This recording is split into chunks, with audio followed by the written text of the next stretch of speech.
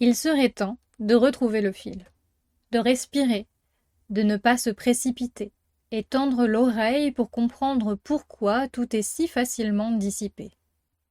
Est-ce qu'il t'arrive souvent de perdre le fil de tes pensées, de divaguer, de t'éparpiller sans ne plus trouver quel était le lien qui a mené à ce moment de dérive? Le fonctionnement du cerveau joue, il diffère. Personnellement, j'ai une pensée en arborescence qui me permet une grande créativité, mais aussi une bonne dose d'endurance pour remonter le fil de mes pensées. Et il y a la santé mentale.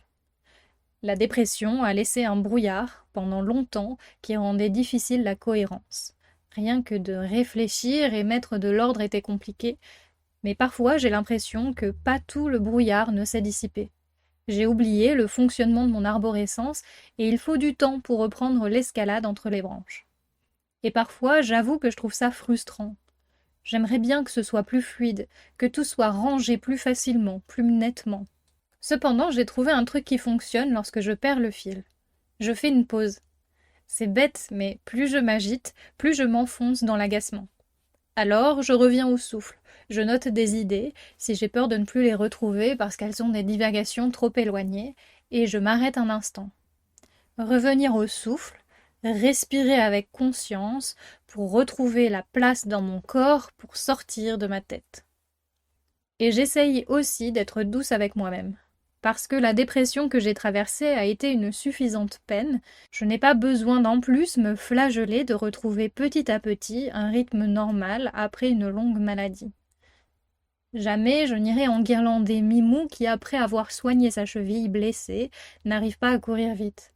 Ce serait indélicat et injuste. C'est fou la facilité avec laquelle on entre dans la sévérité avec soi, alors que jamais on ne serait aussi exigeant avec les autres.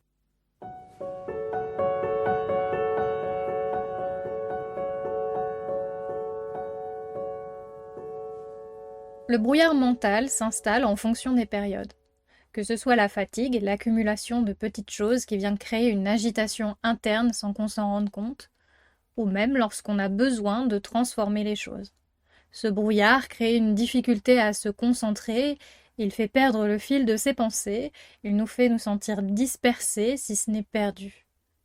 L'attention se fait donc facilement la malle, d'autant plus de nos jours parce qu'on a pris l'habitude de se laisser interrompre par les notifications qui viennent désordonner la structure. Je devine qu'on expérimente tous ces petits moments de brouillard. Il n'y a pas que les résidus de la dépression qui viennent aider la perte du fil, c'est une chose absolument naturelle qui doit être plus grande encore par nos modes de vie actuels. Un manque d'attention parce que ce qui nous entoure est bruyant, constant, et qu'on ne sait plus où donner de la tête. Beaucoup d'informations, beaucoup de stimulation, beaucoup de responsabilités et d'injonctions, qu'elles soient conscientes ou non, viennent mettre le bazar dans les pensées. Et on ne peut pas enregistrer et traiter tout ce qu'on consomme. Le cerveau ne s'arrête jamais. Ajoute à cela l'anxiété, cela va être joyeux. Je crois que fuir n'a jamais été aussi simple. Alors que pourtant, ça stresse tout autant. Je fuyais beaucoup dans les fictions ou dans les scrolls infinis. Ça me permettait vraiment de dissocier, et l'espace-temps disparaissait le temps de ma glissade digitale. Le truc, c'est que lorsque je revenais, je me sentais encore plus surchargée. Autant par le contenu consommé, qu'il fallait quand même intégrer, mais aussi par la culpabilité de n'avoir rien fichu pendant des heures, ce qui alimentait le brouillard et le besoin de fuite dans un cercle assez vicieux. C'est fou qu'on ait cette capacité de fuite qui vient naturellement, alors que ce qui est nécessaire sur le moment, c'est de rester. Nettoyer, constater, écouter, faire le calme. D'ailleurs, si tu combats les petits trucs qui viennent essayer de kidnapper ton attention, les réseaux sociaux, les notifications, ce genre de choses, il y a des grandes chances pour que tu aies essayé différentes astuces. Donc, n'hésite pas à les partager. S'inspirer des réussites et des essais des unes permet d'éclairer des chemins pour trouver le sien. S'il y a bien une chose que j'ai apprise avec la méditation, c'est à ne pas m'accrocher aux pensées. Les laisser passer comme on regarde un paysage lorsqu'on est à la fenêtre d'un train. Mais je sais aussi que ça peut être effrayant, voire décourageant de méditer. Se rendre compte de tout ce qui bouillonne là-haut, c'est vertigineux, surtout quand on n'a jamais vraiment trié tout ça. Ce qui fait que beaucoup de personnes fuient le silence. Et je me demande, parmi elles, combien se rendent compte qu'elles se fuient elles-mêmes. On n'est pas nos pensées, mais elles font partie de nous. Comprendre ce qu'elles sont, c'est essayer de se comprendre soi. Entendre que certaines choses qu'on porte ne nous appartiennent pas. Découvrir des blessures qu'on porte. En dehors d'écouter mon silence, j'aime bien mettre mon foutoir interne par écrit. Je fais des cartes bizarres où je relie des sujets entre eux et je me rends compte que ça tourne en rond, que c'est toujours un noyau qui est responsable du brouillard. Sinon, j'aime bien commencer à écrire mon vacarme mental pour l'exorciser et souvent, je m'arrête en plein milieu d'une phrase parce que la pensée a été plus vite que le geste et qu'une fois adressée, elle s'est évaporée. Comme quoi, il suffisait juste de la considérer. Plus ou moins opaque, plus ou moins passant, j'ai appris à saisir le brouillard comme une opportunité. Un temps pour s'arrêter, regarder le chemin parcouru autant que celui sur lequel je me dirige pour voir si c'est toujours le chemin le plus adapté à mes besoins et à mes envies. C'est aussi le moment de se reconnecter à soi, vérifier que le lien n'a pas été négligé dans le quotidien et prendre soin de soi, s'écouter. Lorsque j'étais jeune adulte, on m'a transmis une sagesse. Arrête de subir. Cette phrase me suit depuis des années. J'ai mis du temps à réussir à l'appliquer et chaque fois que je vois mes pensées s'emmêler, que je perds le fil et que je commence à pester de frustration, une part de moi me souffle « ne subis pas ». Le problème de l'attention, c'est que c'est un effort à faire. Et quand on est déjà surchargé, cet effort peut être impossible. Alors on zappe, les pensées s'échappent, le cerveau se disperse. On décroche et après on pense qu'on n'a pas de tête, qu'on ne se souvient de rien, que tout semble vide. On subit une surcharge, un stress, un trop-plein. Alors pour ne pas le subir, je m'assois avec, je le regarde, j'accueille ce manque d'attention. Et en comprenant son origine, je me libère. Parce que je m'autorise à ralentir, à écouter ce qui se joue en moi, alors je ne subis plus.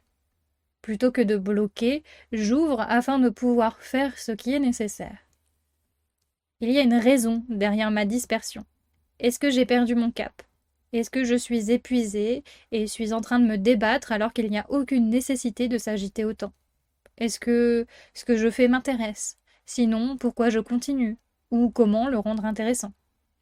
Toutes ces questions ouvrent un dialogue interne et finalement mon attention est amenée ailleurs, vers des réponses qui débloquent la situation. Et en faisant cet exercice, mon attention est de retour.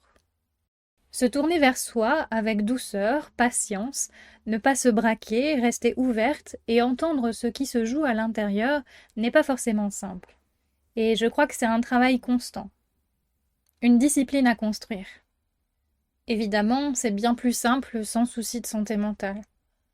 Pourtant, c'est une clé qui m'a beaucoup aidée durant ma dépression. Parce que accepter que je fonctionnais différemment, que j'avais besoin de plus de soins, de patience, et d'être douce à mon égard était simplement de l'humanité. Et lorsqu'on comprend comment on fonctionne, pourquoi, ou en tout cas plus ou moins, il est plus facile de naviguer avec plutôt que d'aller à l'encontre de ce qu'on traverse. On fonctionne toutes différemment, et si on n'avance pas à notre propre côté, on est dans l'affrontement constant, et c'est beaucoup plus compliqué d'avancer ainsi. On se met constamment à jour, on évolue, on expérimente, alors autant le faire avec de la curiosité et de la bienveillance envers soi. D'ailleurs, c'est en écoutant qu'on se rend compte de son fonctionnement, mais aussi des choses qu'on aimerait changer. Je t'invite donc à devenir ton allié, à faire en sorte que tu puisses être l'amie que tu aimerais être et avoir, qui te soutient, qui est patiente et douce. Parce que tu es aux commandes, et même si parfois tu as l'impression de te perdre, au fond de toi, tu as toutes les connaissances et les moyens de dépasser les obstacles qui t'encombrent. Le brouillard est passager, il finira par se dissiper, avec de l'aide, avec des essais, avec du temps. Alors il est temps de retrouver le fil.